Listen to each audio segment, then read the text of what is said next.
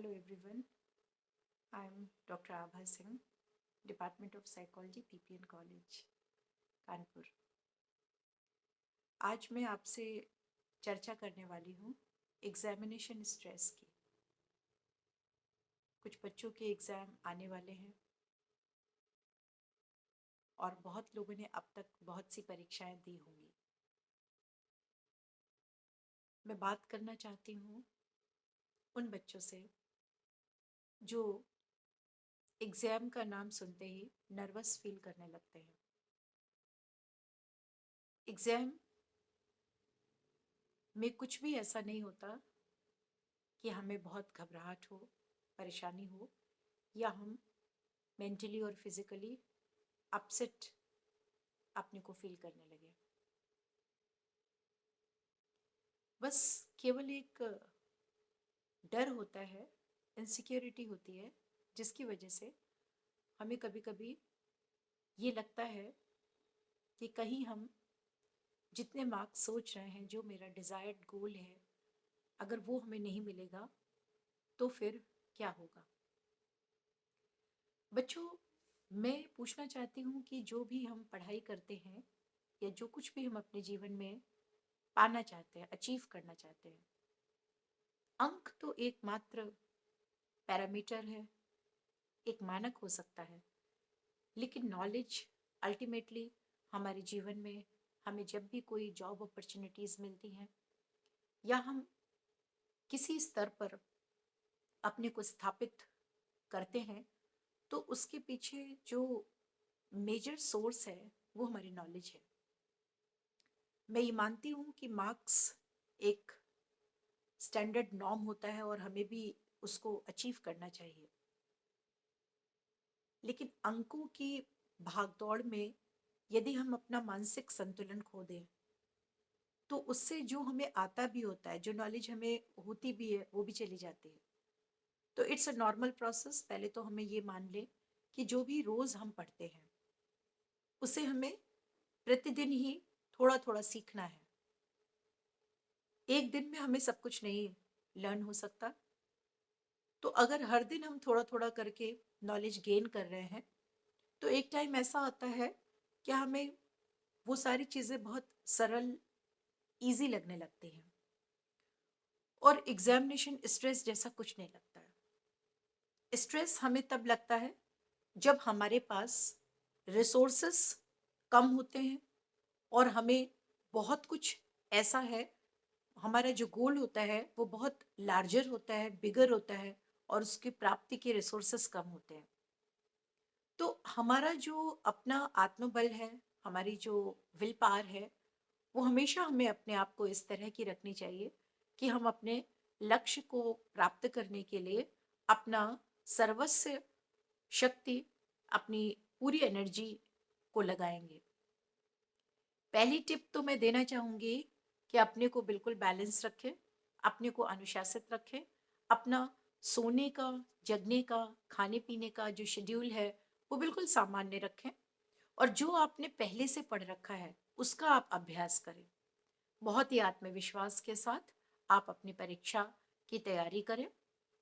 हर दिन का एक टारगेट बनाएं और जो टारगेट हमें बनाने हैं वो बहुत अनरियलिस्टिक और अनअचीवेबल नहीं होने चाहिए। अगर हम एक दिन में एक चैप्टर भी पढ़ सकते हैं तो बस उसी को हमें टारगेट के रूप में रखना है।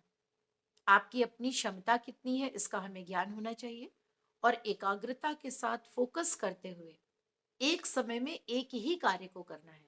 ज्यादातर बच्चों में ये देखा गया है कि पढ़ाई करते करते वो अचानक से अपना फोकस बदल लेते हैं। कभी इंग्लिश पढ़ रहे हैं तो फिर दूसरे ही पल उन्हें मैथ्स पढ़ने लगते हैं, तीसरे ही पल वो कुछ और करने लगते हैं, जीके पढ़ने लगते हैं। तो ऐसा नहीं करना है, हमें वन बाय वन अपनी चीजों को करना है, एक स्थायी रूप से अपनी पढ़ाई को करना है और छोटे छोटे लक्ष्य में बांट करके पूरे सिलेबस को रखना है। आपका जो भी एग्जाम की तैयारी कर रहे हैं उसको कुछ छोटे टुकड़ों में बांट लीजिए, तभी ये जो हमारा गोल है वो ज़्यादा अचीवेबल होता है। तो हम फोकस करें, एक समय में एक ही विषय को ध्यान से पढ़ें। कुछ बच्चे डायरेक्ट ही उनका मेमोरी इतना तेज होता है कि वो बहुत जल्दी चीज़ों को पढ़ के याद कर लेते हैं। जो बच्चे एक बार में चीज़ें नहीं याद कर पाते हैं, उन्हें याद करने में समय लगता है, तो बेहतर होगा कि वो लिख लिख कर याद करें। जब हम लिख कर कोई चीज़ मेमोराइज करते हैं, तो वो हमारे मस्तिष्क में बहुत लंबे समय तक के लिए रहती है। तो एक मेथड तो ये है कि हम लिख लिख करके चीज़ें याद कर सकते हैं। अपना जो लक्ष्य बनाए वो छोटे छोटे टुकड़ों में बनाए और एक समय पर हम अपना फोकस उसी कार्य पे बनाए रखें। दूसरी बात मैं कहना चाहूंगी, माइंडफुलनेस एक शब्द मनोविज्ञान में बहुत बार आता है, जिसमें यही बताया जाता है कि लिव इन प्रेजेंट, हम अपने वर्तमान में रहें। कल क्या होगा, मैं फेल हो जाऊंगा तब क्या होगा, या मेरे बहुत अच्छे मार्क्स आ जाएंगे तब कितनी खुशी होगी, या मेरे कम मार्क्स आए तब मैं कितने अ, दुखी दुख में डूब जाऊंगा। तो इस तरह की कल्पनाओं से अपने आप को बचा के रखें, क्योंकि प्रेजेंट इज पावरफुल। तो हमें वर्तमान में अपने योग्यताओं पर ध्यान रखते हुए अपने लक्ष्य को आगे बढ़ाना चाहिए, यानी माइंडफुलनेस टेक्निक का यूज करना चाहिए। साथ ही साथ जो भी आपका लर्निंग है उसमें आपका पैशन होना चाहिए। जो चीज़ आप पाना चाहते हैं, सीखना चाहते हैं, उसमें कहीं ना कहीं आपका पैशन झलकना चाहिए, रिफ्लेक्ट होना चाहिए। तो हमें किसी लक्ष्य को पाने के लिए बहुत ही रुचि लेकर, इंटरेस्ट के साथ अपने लक्ष्य की तरफ बढ़ना चाहिए। आपको जीवन में क्या करना है या प्रतिदिन का आपके क्या गोल्स है, उसको डायरी में लिख लें। वन बाय वन एक एक टारगेट की तरफ आगे बढ़े, और जो ना हो पाए वो ना हो पाए, उसी जो आपका एक डिसाइडेड टाइम है सोने का, उतने टाइम आप सोने चले जाएं। दूसरे दिन जो बचा हुआ टारगेट है उसको आप कंप्लीट करें, पूरे कॉन्फिडेंस के साथ, पूरे विल पावर के साथ आप अपनी परीक्षा में शामिल हो और अपने ऊपर विश्वास रखें। जब आपके ऊपर, स्वयं के ऊपर विश्वास रखते हैं, सेल्फ कॉन्फिडेंस होता है, तो फिर सफलता जरूर मिलती है। कहा भी गया है, सेल्फ कॉन्फिडेंस इज अ की टू सक्सेस।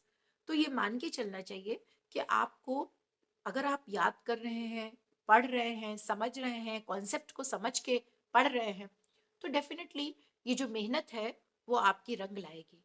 ये मेहनत तब बिखर जाती है जब आप घबरा जाते हैं, चिंतित हो जाते हैं, ये जरूरत से ज्यादा आशंका में डूब जाते हैं, इनसिक्योरिटीज में डूब जाते हैं। तो मैंने अभी तक आपको बताया कि वर्तमान पे अपना ध्यान फोकस रखें, जो चीज पढ़ रहे हैं केवल उसी समय अपने ध्यान को वहीं पर लगा के रखें। भविष्य की चिंता करने की आवश्यकता नहीं है। अपने बड़े लक्ष्य को छोटे छोटे टुकड़ों में बांट के पढ़ें। और एग्जामिनेशन इतनी भी बड़ी चीज नहीं होती, ये बहुत लंबे समय में जो कुछ आप सीख रहे होते हैं उसी का एक आउटकम होता है जो आप देने जाते हैं।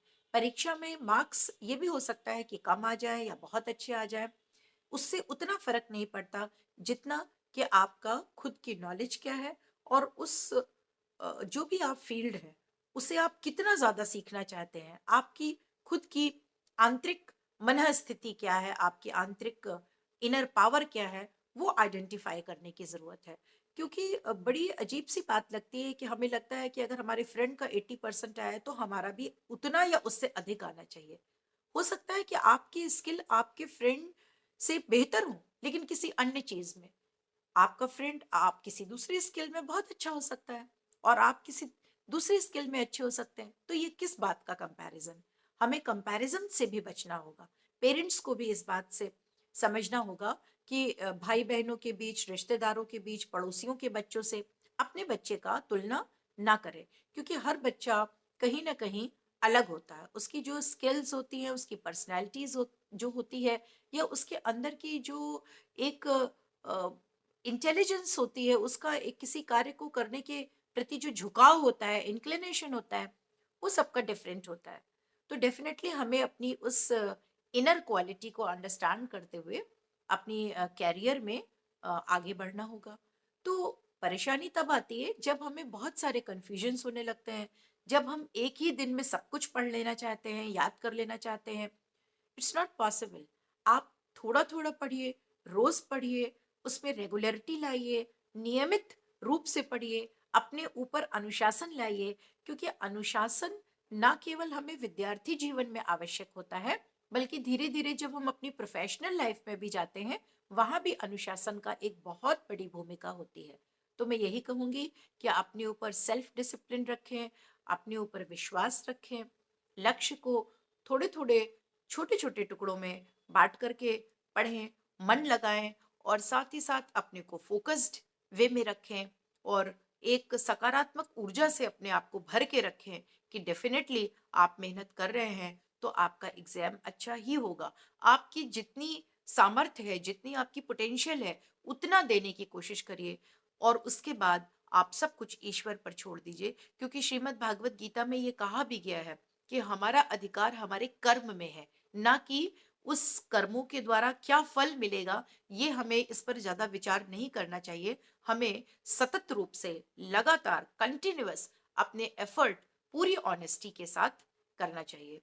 तो मुझे लगता है कि इस वीडियो से आपको ये मैसेज ज़रूर मिला होगा कि अगर हम सेल्फ डिसिप्लिन रखते हैं, बहुत ज़्यादा आउटकम पर बहुत ज़्यादा चिंतित मत हों कि हमारा रिज़ल्ट कैसा आएगा। आप अपनी बेस्ट पोटेंशियलिटी के साथ, बेस्ट सामर्थ्य के साथ आप अपना परीक्षा देने जाएँ। पूरे मनोबल के साथ, उत्साह के साथ, एनर्जी के साथ आप अपना एग्ज़ाम दें। हमेशा खुश रहें और माता-पिता का आशीर्वाद लेकर के डेफ़िनिटली आप परीक्षा में बहुत अच्छा कर सकेंगे। Thank you. Thank you very much.